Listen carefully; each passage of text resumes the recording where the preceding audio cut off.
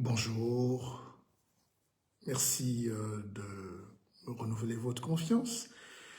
C'est un énorme plaisir de vous retrouver. Voici mon vrai visage. C'est un visage de la candeur, de la vérité, de la douceur et d'une certaine hauteur d'analyse.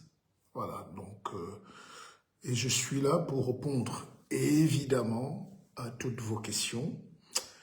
Je suis là pour échanger avec vous. Vous m'avez posé quelques questions et vous donne aussi mon point de vue sur la marche du monde. Vous savez, quand on vient d'écrire un livre, on a envie que le plus grand nombre le sache. Il y a une communication évidemment qui se déploie autour, mais moi je suis un homme de la communication et je suis un homme de l'écriture, je suis un homme des lettres. J'espère qu'elles seront toujours belles. C'est pour ça que de ma petite tribune, j'essaye de décortiquer, d'analyser, de proposer mes idées au monde. Et merci pour le retour que vous faites. Vous savez, le livre, il est là depuis 3 semaines environ. C'est tout neuf, La France et nous. Et je vous ai dit que pour comprendre ce livre, vous pouvez remplacer France par Occident, France par colonie, France par superpuissance, France par empire, France par tout ce que vous voulez, et vous définissez la relation que vous avez avec. Mais le but n'est pas de parler totalement de ce livre, puisque vous pouvez l'avoir partout. Vous avez mes contacts, il est sur toutes les plateformes. On a un éditeur qui est hyper efficace, qui est en train de travailler. Et sur tout un réseau mondial, les ventes se portent très bien. Je vous en remercie. Mais au-delà de ça, on écrit d'abord juste parce qu'on a envie de donner sa version de la marche du monde. Je vous ai dit que le monde dans lequel on vit est très compliqué. Et chaque jour, on découvre encore plus qu'on s'achemine vers un monde ultra violent, un monde où il faudra beaucoup de médiation, un monde où il faudra beaucoup d'énergie, de sagesse pour que les tensions s'apaisent, s'estompent. C'est un monde où il n'y a plus de patrons. Et les patrons ne veulent pas laisser le monde tel quel. Alors, quel est l'avenir des petits dans un monde où il n'y a plus l'autorité reconnue, où les blocs sont en train de tomber, où chacun veut exister par lui-même? On va retourner soit aux grands ensembles, soit laisser les petites nations n'avoir aucune chance de se développer. Je suis profondément et viscéralement africain. Je suis aussi d'une autre partie un homme du monde, un homme de l'Occident, de l'Orient et de l'Occident. Alors, si je le dis, ne soyez pas choqués, mais c'est parce qu'il faut assumer cette culture aujourd'hui. Et le regard que je pose sur l'avenir de l'Afrique, des Antilles, par rapport à la France, est un regard sincère. On n'a pas la science infuse, mais c'est un regard sincère, concret, pragmatique. Je vous prends un exemple. J'ai suivi, vous savez par exemple qu'aux Antilles en ce moment, ils font des marches pour la vie chère, ce qui est légitime. Et puis derrière, il y a un mouvement sous-entendu qui demande l'indépendance des Antilles. Je ne suis rien. Mais ma conscience d'homme libre et intellectuel me pousse à dire à mes frères antillais, attention, n'empruntez pas ce chemin. Tout de suite, parce qu'il y a de l'émotion, parce qu'il y a du ressenti, parce que, évidemment, quand on a effacé cette histoire douloureuse ou pas de la colonisation, on a peur. Vous demandez la justice sociale, l'égalité. Vous êtes français. Je parie que si on pose la même question à la moitié des jeunes Africains aujourd'hui ou à la totalité, qui sont en train de mourir dans le désert et dans des pays où on n'arrive pas à assumer leur minimum vital, pour plusieurs raisons, on va revenir, je suis convaincu que beaucoup d'Antillais, beaucoup d'Africains auraient préféré rester français, ou dans l'Empire anglais, ou bref, dans la colonie. L'indépendance, c'est des 20 mots, c'est beau. Le panafricanisme encore, c'est plus beau. Mais beaucoup se trompent. Le panafricanisme n'est pas une création des Africains. Le panafricanisme est une création des Noirs, américains, jamaïcains, qui avaient pour rêve ultime de rentrer chez eux, de retour, le grand retour en Afrique et au Libéria. Et tout ça s'est passé hors de l'Afrique, ça a commencé à Londres. Ça a créé un mouvement plus puissant. Les Dubois, Marcus Garvey, on ne va pas refaire l'histoire. Et puis le mouvement a été repris par la Sagiefo, Kwame Nkrumah plus tard, et tous ces intellectuels africains que je salue. Mais revenons à la base. Pour se sentir libre, il y a beaucoup d'étapes. La première étape, c'est la conscience. Mais quand je regarde avec sérénité la plupart des Africains aujourd'hui ou le management des États africains, est-ce que vous sentez qu'il y a une conscience fondamentale? Il y a une prise de conscience qui amène à la révolte interne qui va démultiplier les neurones pour créer la superscience et la superstructure qui est l'aboutissement de la supraconscience. Soyez honnêtes, hein, je ne veux pas les ressentis panafricanistes du quartier, là.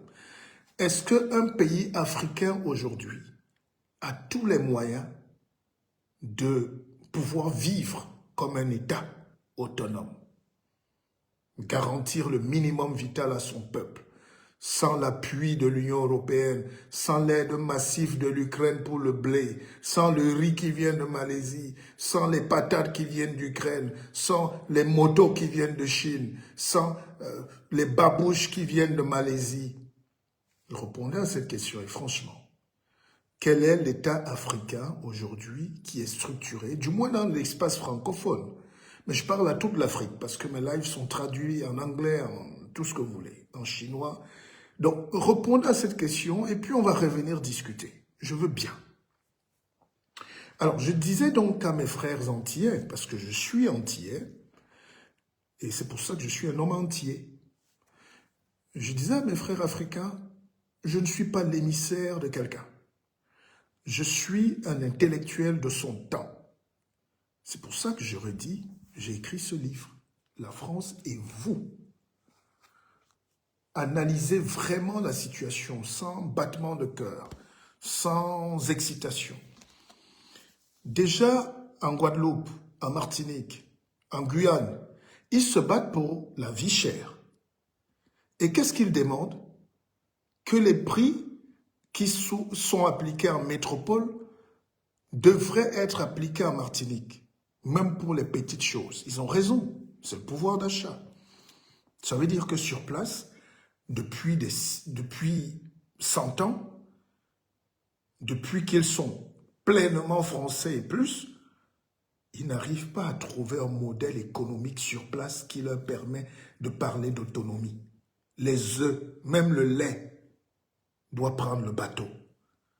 Et c'est dans ces conditions que j'ai écouté quelques voix de Guadeloupe venir, ils profitent gracieusement à Paris de leur petite rente. Mais ils disent sur les médias, ils disent sur les réseaux, vive la Guadeloupe indépendante. N'empruntez pas ce chemin, du moins pas tout de suite. Vous êtes plus intelligent qu'Aimé Césaire? Vous voulez me faire croire que Aimé Césaire, le génie absolu des Antilles et de l'Afrique, le héros de la négritude, n'avait pas vu ça venir? Alors, donc, c'est un peu ça le débat aujourd'hui. Et ça, j'interpelle vraiment tous les entiers. Nous n'avons plus l'heure de l'excitation, hein. Les réseaux sociaux où on veut des millions de vues parce qu'on dit des trucs qui plaisent. Mais vraiment, une fois dans vos chambres, reprenez-vous et regardez. Si vous n'arrivez pas déjà à être autonome dans le ventre, vous allez être autonome comment? Quel est l'État qui sortira si vous sortez de votre empire français? Quel est l'État qui va venir dire on aide la Guadeloupe, on aide les Antilles, on aide la Martinique à se développer? J'aime trop. Quoi qu'on dise, je ne suis pas victime de l'histoire et j'assume l'histoire qui s'est passée. Je considère que c'est ma famille, c'est mes grands-parents, c'est mes frères qui y sont. Les gens qui sont aux Antilles ne sont pas tombés du ciel. C'est des Africains. C'est moi qui me suis démultiplié dans la douleur. Donc, une fois qu'on a dit ça, je reviens sur la thématique centrale de l'ouvrage aujourd'hui. C'est qu'en réalité, Césaire était très malin, pour ne pas dire très intelligent. Il a dénoncé le manque de dignité, les droits humains piétinés, l'homme noir écrasé. Il a dit que le nègre vous emmerde parce que ses valeurs ne sont pas reconnues. Mais pourquoi vous ne vous battez pas pour que ce soit reconnu? La dignité, mais toujours dans votre empire. Vous êtes français. Battez-vous comme le font les Bretons quand ils revendiquent. Battez-vous comme le font les Corses, avec plus de force. Mais la détermination. Si les Corses sentaient qu'ils peuvent être autonomes seuls dans leur coin parce qu'ils sont collés un peu à l'Italie, c'est qu'ils seraient partis. La vie, la géopolitique est plus complexe que ça. Et j'en parle parce que l'Afrique est en train de payer aujourd'hui le lourd tribut de cette fausse croyance qu'on peut se lever un matin et dire qu'on est indépendant et on devient indépendant. Vous ne pouvez pas encore. Ce n'est pas infantilisant, c'est honnête. Quand Mao a pris le pouvoir en 1948 en Chine, il a regardé l'état de la Chine. Une Chine qui était sous la coupole de la chrétienté. Les prières, les églises étaient à chaque carrefour. On convertissait les Chinois à la religion chrétienne par un bol de riz. On les affamait. Ils étaient morts. Quand ils fuyaient là-bas la misère parce qu'un bol de riz les attendait pour être baptisés chrétiens, ici on leur mettait l'opium. L'opium. La drogue. Et c'est ce peuple écrasé, martyrisé, qu'il fallait reconstruire. Et ils sont passés par beaucoup d'étapes. Et je peux vous dire que ce n'est pas fini jusqu'aujourd'hui, mais c'est maintenant. Faites un exemple. De 1948 à 2004, comptez le nombre d'années qu'il a fallu à la Chine pour que la Chine commence à lever la tête. Entre-temps, qu'a fait la Chine? Prise de conscience, introspection spirituelle, réparation psychodramatique.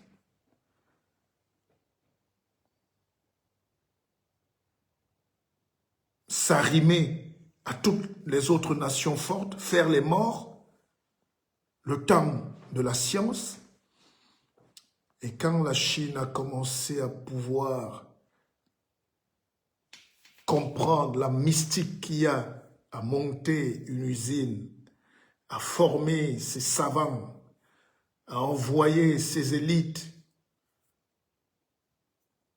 ils ont commencé à domestiquer la pensée, à domestiquer les savoirs, à domestiquer la psycho-para-spiritualité chinoise. Il y a beaucoup d'Africains qui quittent ici et qui arrivent en Chine et comment dire merci Jésus-Christ. Jésus-Christ n'est pas là-bas. Il faut que l'Africain apprenne à être d'abord moins émotif, à régler ses pansements et ses blessures émotivo-dramatiques. Il n'y a personne qui vit dans le ciel pour lui.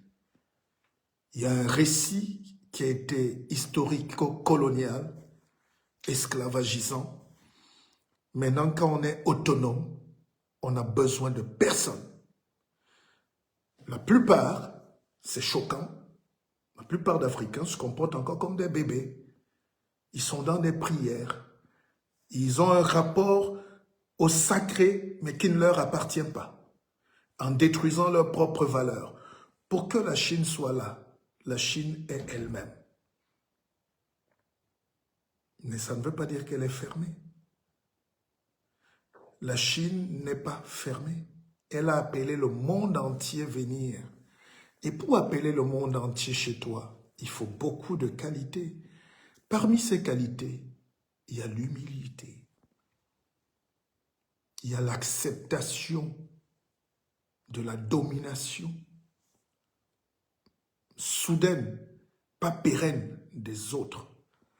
Parce qu'on a un but, c'est de voir, de prendre, de regarder ce que l'autre a fait, parce qu'il a une avance. Les gens sont peut-être d'accord ou pas avec ce livre. Lisez-le, vous êtes en train de le prendre. Revenez, on en parle. C'est le livre de ma vie, c'est le livre de la vérité. Voilà. Et ceux qui ont le livre sont déjà dans ce débat que je lance, ce grand débat, sur notre identité réelle. Il y a beaucoup de panafricanistes, j'en connais un particulièrement, qui est pasteur de l'église du réveil de Jésus-Christ à Douala. Et il est président d'un parti politique et il dit qu'il est panafricaniste, il ne veut pas la colonie, mais il est dans la colonie. Est-ce que l'Africain a pris conscience de ce que c'est que l'indépendance? Alors au lieu de perdre du temps, et de perdre le temps à toutes les générations, là, envoyer nos gens ici, nos enfants étudier pour rien, et la stylistique, et la danse classique, et la linguistique, et la domotique, et des choses qu'on ne peut pas tiquer ailleurs, est-ce qu'on ne peut pas faire autrement? J'ai parlé l'autre jour de Singapour, qui est un rocher. Un rocher. Singapour est plus pauvre que le Niger, 100 fois plus pauvre. Le Niger a l'uranium. C'est incroyable. C'est incroyable. Singapour est un rocher et un vieux Lee Kuan Yew arrive au pouvoir, un homme, en 1965, c'est-à-dire 5 ans après la plupart des pays africains. Donc quand les pays africains, comme le Cameroun, le Gabon, tous ces pays, la Côte d'Ivoire, quand les pays africains accédaient à l'indépendance, pour la plupart, Singapour n'existait pas. Le nom même c'est Singapour, pauvre. Et puis un homme arrive, il dit non, on peut inverser ça. Je peux parler de ça, je peux parler de la Corée. Pendant 30 ans, il a envoyé tous les Singapouriens aller quêter, aller prendre, aller voler, aller copier, avec la fierté de rentrer même par la famine absolue. Et quand ils sont rentrés à Singapour, ils ont implémenté ce qu'ils ont vu dans les meilleures universités anglaises, françaises, américaines. Et ils ont dématérialisé la pensée. Et on a réglé le problème, du complexe. On a réglé le problème de la spiritualité. Parce que vous ne pouvez pas être dépendant, attaché aux choses que vous faites là, au Congo et partout, et croire que vous allez être libre. Vous ne pouvez pas être dans les chapelles et vouloir l'indépendance. Les chapelets sont une prison mentale. Alors, le miracle singapourien, c'est que les Singapouriens se sont créés une identité. Ils ont pris les savoirs qu'ils ont vus. Ils ont imposé un plan de développement à leurs enfants. À Singapour, les enfants dorment 3 heures par jour. Quand ils font le bac là-bas, l'armée sort. Le dernier au bac à Singapour a souvent 17 sur 20. 17, il est dernier. On a élevé les standards. À Singapour, c'est l'une des places financières les plus fortes du monde. Tout le monde vient mettre son argent là-bas parce qu'il y a la sécurité. Vous pouvez m'appeler après, s'il vous plaît. Je suis en live. Je sais que les gens... Écoutez, allez sur les plateformes, vous tapez directement pour ceux qui veulent le livre. Amazon, Fnac, mon éditeur Baudelaire, tout ça, vous allez voir, Sciences Po, Gallimard, vous allez partout, achète, et puis, ou bien vous m'écrivez inbox, vous avez mes numéros de téléphone. Élevons les standards. Alors, de quoi la France est victime aujourd'hui? De sa mauvaise prestation elle-même peut-être. Elle a du mal à communiquer parce qu'elle n'a pas su aussi amorcer. C'est pas facile ces rapports-là. Quelqu'un qui vient chez vous, c'était pas les seuls. D'ailleurs, les Portugais qui ont commencé ce business d'aller coloniser les gens là ont disparu. Aujourd'hui, ils sont les élèves de l'Angola. Ils sont les petits, les petits assistants du Brésil. J'ai vu des Portugais en Guinée équatoriale quand j'ai eu la chance de travailler avec le président équato-guinéen comme conseiller. Donc, la nature humaine peut s'inverser. C'est ce que je voulais dire. Alors, le discours, c'est la France a fait la même chose. On peut aimer la France ou pas. Ça, moi, je ne suis pas dans l'émotion. Je vous laisse ça vos sentiments. Mais la France avait un rêve avec la violence qui va avec. C'est l'histoire. L'histoire n'est pas du bisou. L'histoire est parfois délicate parce que violente. L'affrontement des peuples, des civilisations, des cultures. Même quand vous faites un mariage, au début, quand vous allez doter une femme, même si vous rentrez avec la femme, la famille, la belle famille vous terrasse, on vous menace. Donc, aucun rapport humain n'est violent. C'est pour ça qu'on parle de la haute science de la médiation. On n'était pas prêts. Nos ancêtres n'étaient pas prêts. Nos parents n'étaient pas prêts. Les Français n'étaient pas prêts. Les Anglais n'étaient pas prêts. Tout le monde allait vers une nouvelle aventure. Les autres voulaient du capitalisme, les autres voulaient de la chair humaine, les autres voulaient, chacun voulait. Et on n'a pas demandé la vie aux Africains qu'on a trouvés sur les rivages. D'accord? Alors, avançons, parce que je ne mets pas long. La France, juste après les indépendances, a décidé d'amener le fleuron de ces industries en Afrique. Et particulièrement dans un pays aujourd'hui qui se plaint beaucoup, le Cameroun. Et je pense que c'est là qu'on a raté le premier déclic du développement. La France a délocalisé les 3/4 de ses entreprises stratégiques au Cameroun. Elle n'avait jamais fait ça dans le monde. À l'UQAM, si vous voulez, je vous donne le nom. À l'UQAM a été créé en 1956 ou un peu avant. Et c'était quoi l'UQAM? C'est inimaginable aujourd'hui parce que tout le monde voit ce que les gens font, les Européens font en Chine. On oublie de dire que la France a fait 10 fois plus. Mais en Afrique, chez les Noirs, si tu ne crois pas en quelqu'un, si tu ne crois pas en l'avenir, tu ne peux pas faire ce genre d'effort. L'industrialisation qu'on cherche aujourd'hui, on n'arrive pas à visser même un clou. On avait déjà ça en 1956, avant les indépendances.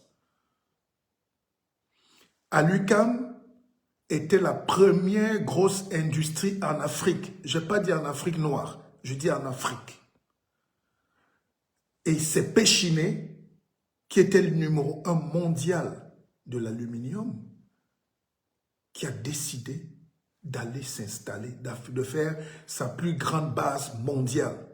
On a fermé des emplois en France pour aller s'installer à Idéa, au Cameroun. Je peux vous citer d'autres entreprises, celui Cam, tout ce que vous voulez, Sokapal. Alors, là où l'émotion n'est pas une bonne conseillère, c'est que les jeunes Africains qui étaient en France ou qui étaient sur place ont commencé leur quête identitaire en voulant et en réclamant l'indépendance. Ce qui est juste, je suis le descendant d'un des plus puissants indépendantistes africains. Un descendant direct. Est-ce que mon grand-père avait raison? Je dis oui. Mais la manière était-elle bonne? On peut poser des questions. Ça a mené des conflits, des pertes de temps. Et puis, avançons. L'UQAM est donc libre. Le Cameroun est indépendant. Et qu'est-ce qu'on fait? On chasse tous les coopérants. On chasse le blanc. Le noir ne sait pas cacher ses haines. Ce que le Chinois a fait là-bas, où le Chinois s'est tué pendant plus de 60 ans, parce qu'il apprend. Le noir n'a jamais le temps d'apprendre. Vous savez, quand j'arrive dans mon village, dès que je veux réunir 2 ou 3 jeunes, ah, laisse-nous ça. Le laisse-nous ça est en train de coûter cher à des milliers de millions d'Africains, de jeunes Africains aujourd'hui, qui sont en train de subir le manque de science, de technologie, d'intellectualité, de grandeur, de savants. On a été flatté par le discours de ces aînés qui voulaient juste rentrer occuper des postes, pour eux, leur famille, les privilèges, les clans, le tribalisme. On a été flatté par cette petite élite qui ne servait pratiquement à rien, qui est consciente qu'elle ne peut rien, même pas goudronner 1 kilomètre de route, qui est consciente qu'elle ne peut pas enseigner. Elle a la volonté. Quand on est venu étudier la sémiologie et Wondo à Paris, on est bien fiers d'aller être professeur à l'université, mais de rien du tout. Parce qu'on n'a pas acquis la science fondamentale appliquée. Jusqu'à dans les années 80, des écoles comme Polytech, qui a formé de très grands ingénieurs, étaient encore sous la coupole des directeurs français. On n'achetait pas de place à Polytech. On n'achetait pas de place dans les grandes écoles. On ne payait aucune place au CUS. Quoi qu'on dise, la corruption existe partout. Mais vous voyez comment les Blancs luttent contre la corruption. Mentale, pécuniaire, philosophique, spirituelle. D'accord? Ça nous manque, ça. Le noir est facilement corruptible par lui-même. Il amène toujours son frère. On fait payer les factures au frère. On crée un homme d'affaires qui n'a même pas le CP. On lui donne des milliards parce qu'il est frère. Ça existe partout, même aux États-Unis. Mais quand on t'attrape, tu as 130 ans de prison. Quand on t'attrape parce que tu violes les enfants, tu as 150 ans de prison, même aux États-Unis. Quand on t'attrape que tu t'appelles l'abbé Pierre en France, même si tu as créé les écoles, même si tu as créé des logements, dès qu'on t'attrape parce que tu violais les petits garçons, les petites filles, on enlève ton nom partout, on efface de l'histoire. C'est ça la justice sociale, c'est ça la justice spirituelle, c'est ça le semblant d'égalité que les enfants viennent chercher en Europe. Nos enfants viennent chercher en France, nos enfants viennent chercher au Canada, nos enfants viennent chercher en Australie, en Belgique, le semblant de rêve. Il n'y a plus de rêve. Mais comment vous voulez avoir de rêve dans nos pays quand on ne sait même pas où on va? Je suis un homme politique de premier plan. J'assume ce que je dis. Dans les pays africains, quand vous vous baladez, vous ne savez pas où on va. La jeunesse est perdue. Les dirigeants vieux sont perdus. Les gens, tout le monde, personne ne sait ce qu'il faut faire. Et dès qu'on veut, on demande de l'aide. Je vous pose une question avant de partir. On continuera plus tard. On continuera plus tard. Vous croyez sincèrement. Laissons peut-être même les pays anglophones que vous citez là. Vous oubliez de dire que le Rwanda, c'est les puissances financières mondiales. C'est les États-Unis qui gèrent, qui mettent de l'ordre, qui orientent, qui dirigent la finance et le capital. Vous n'êtes pas honnête. Pourquoi l'Africain a un plaisir malin à vouloir s'affirmer comme c'est moi, c'est chez moi, alors qu'il ne peut rien faire? Vous ne pouvez pas goudronner vos routes. Vous ne pouvez même pas construire un hôpital. Vous avez besoin des dons. Dans mon village, on est obligé de donner 30 000 hectares de terre à Bolloré pour planter le palmier. Ça veut dire que de l'autre côté, il y a la PHP qui a pris 100 000 hectares de force. Mais parce que pour planter la banane, parce que les gens ne peuvent pas penser par eux-mêmes on forme des ingénieurs à l'IRA, à tout ça, à Chang. Ils sortent, ils veulent être nommés dans des bureaux. Où est la politique de l'État de donner des parcelles aux ingénieurs qui eux-mêmes plantent la banane, on met de l'argent et ça devient du capital. Nos États sont très faibles parce qu'inexistants. Inexistants parce que pas pensés. Il n'y a pas encore la pensée des pays. Les gens nous parlent par exemple de la monnaie. Je suis d'accord. Je suis d'accord. Mais pour avoir la monnaie, vous savez que la monnaie va avec tout. J'ai la chance de côtoyer les plus grands financiers du monde, parmi lesquels Mathieu Mandeng, mon ami, mon frère, patron PCA de plus de 4 groupes de banques, dont Standard Chartered et à l'île Maurice et en Côte d'Ivoire. Alors, l'Afrique ne peut pas avoir de la finance parce qu'il faut 2 pôles. Il faut un pôle budgétaire et un pôle monétaire. On ne peut pas parler de ministre de Finances dans nos pays. On n'a pas de politique monétaire, on n'a que de politique budgétaire. Notre finance, qu'on dit là, ce n'est que le budget. Aller ponctionner, aller arracher, aller presser, et les petits commerçants, et les petits ceci, et les importations. Vous ne pouvez pas avoir de la monnaie. La monnaie, c'est un tout. Donc, ça porte le circuit économique. Vous vendez quoi? Voilà le Nigeria qui est en train de s'écrouler. Ils sortent d'une grave crise. Le président nigérien était l'autre jour aux États-Unis.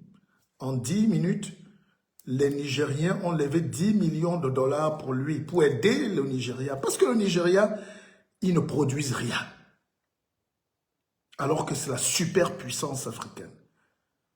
Il y a des semblants. Ce n'est pas parce que vous dansez Davido en boîte que vous croyez que c'est un pays développé. C'est un pays déstructuré.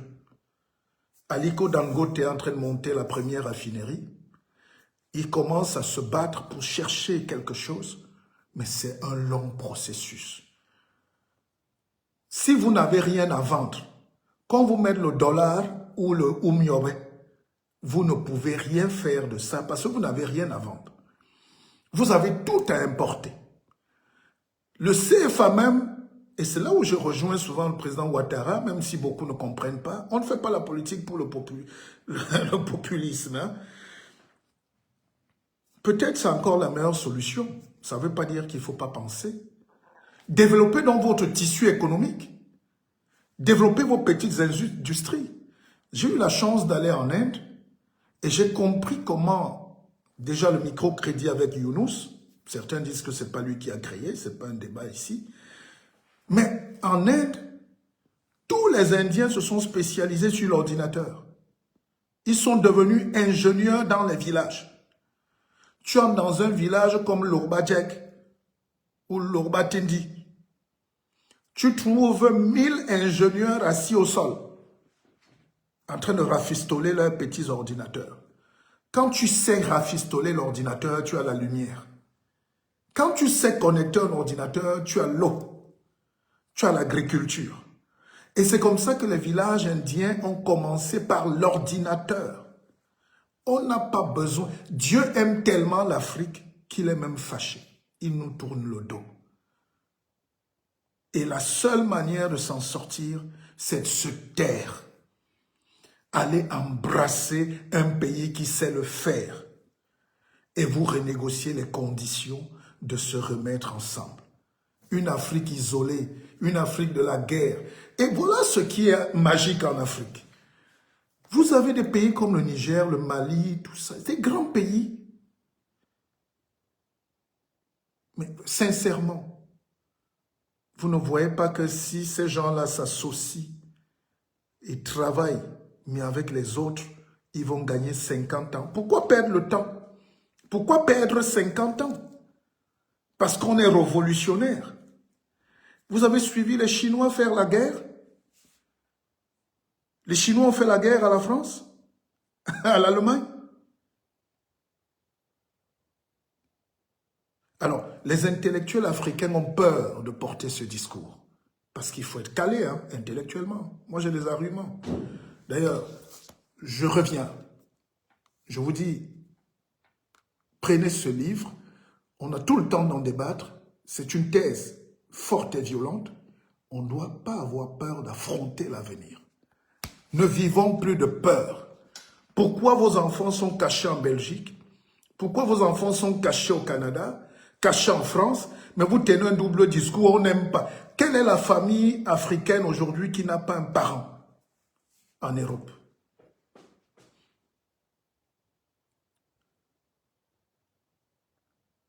Quelle est la famille africaine aujourd'hui qui n'a pas envoyé ses enfants se battre?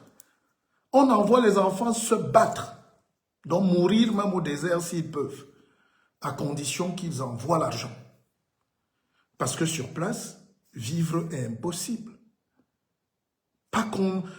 Parce que si l'Afrique réussit un jour à transformer, à avoir la magie pour transformer son propre diamant, l'or, le bois, vous allez voir que le miracle. Et c'est comme si on paye certains Africains qui jouent les indépendantistes de freiner cet élan de développement. On ne peut pas se développer en faisant du bruit. L'argent n'aime pas le bruit. Hein? Vous connaissez, non? On ne peut pas vouloir se développer en faisant les guerres en même temps. C'est pour ça que je serais bienvenu au Mali pour leur dire, vous allez perdre 100 ans encore. Taisez-vous, regardez, voyez, cherchez. Et Barack Obama dit un truc formidable. Pour se développer, on n'a pas besoin d'abord de la militarisation. C'est l'erreur. C'est d'abord l'industrie. Quand tu as l'industrie, ça accouche les armes, puisque c'est toi-même qui fabriques. Quelle est l'armée africaine qui fabrique même une bougie? Vous savez que dans chaque armée, le premier pôle de dépense, c'est la recherche, c'est la science. Chaque armée a d'abord un département de développement. En Afrique, c'est les armées de fantassins. On achète les armes, on nous prête les armes, on donne l'or. On prête les armes, on donne le pétrole. Et c'est le travail de la Russie que j'accuse ici, directement. Je ne dis pas que les autres sont meilleurs, mais je n'ai plus envie de voir l'Afrique empêtrée dans des guerres de souveraineté. La vraie souveraineté, c'est quand le peuple mange ce qu'il a cultivé. C'est quand le peuple mange ce qu'il produit. C'est quand le peuple roule dans ses voitures, ses motos. C'est quand le peuple a son système éducatif. C'est quand le peuple sait comment puiser l'eau, comment soigner les gens. C'est une réflexion.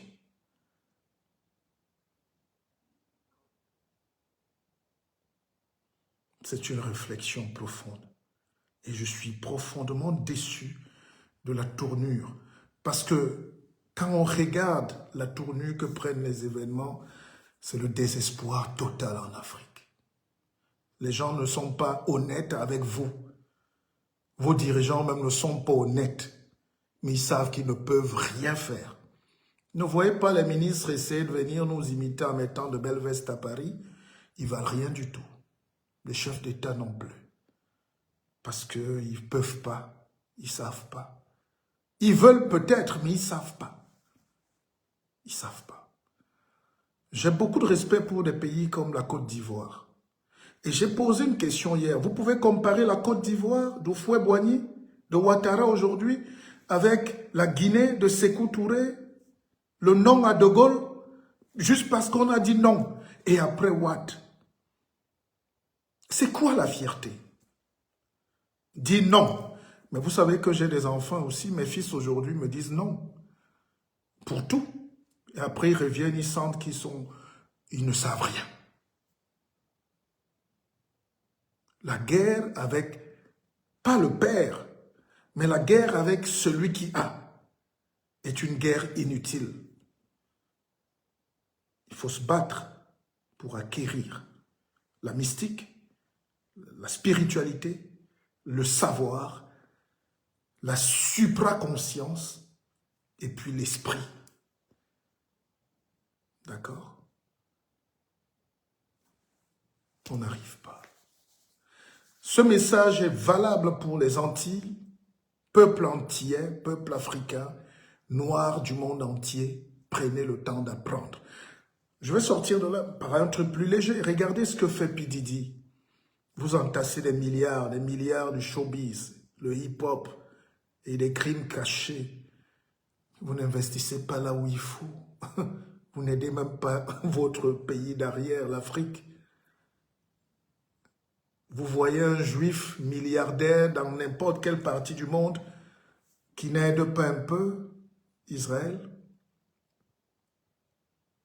Ah, vous voulez l'huile d'olive d'Israël?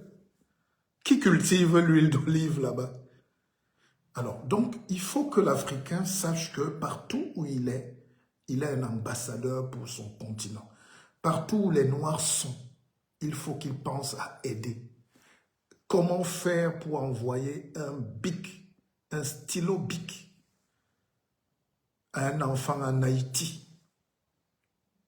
Comment aller construire une école à Haïti?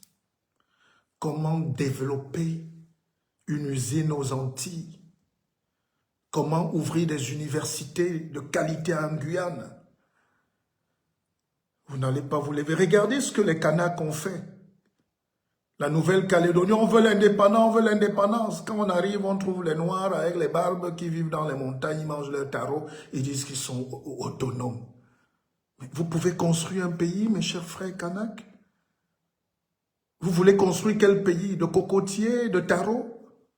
Vous voulez aller en Australie? Les aborigènes là-bas, vos cousins vivent mieux? Partagez. C'est là le débat. Il faut bien me saisir. Il faut qu'on réfléchisse à s'asseoir, à repartir ce qui a été injustement mal partagé. À dire à celui qui t'amène la machine que non, moi j'ai la terre, toi tu as la machine, et repartissons net.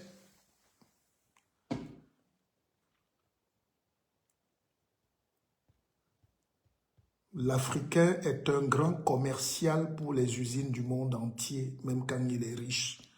Quand il est à l'école, quand il est allé à l'école, il devient patron, directeur de marketing chez Total. Donc il vend toujours. Et je vais sortir de là en disant que j'ai vu au Cameroun que c'est la Caisse française de développement qui fait les caniveaux et les forages. Je vous donne une ville, vous allez vérifier, Berthois. Je m'arrête là. Nous sommes indépendants, mais c'est la Caisse française de développement. La suite. Alors, mon numéro, c'est le 06 99 33 83 93. Un noir libre est un noir décomplexé. Je suis heureux d'avoir produit cet ouvrage. Jugez-le et revenez, on en parle. Écrivez-moi. Je vous aime. Bonne soirée.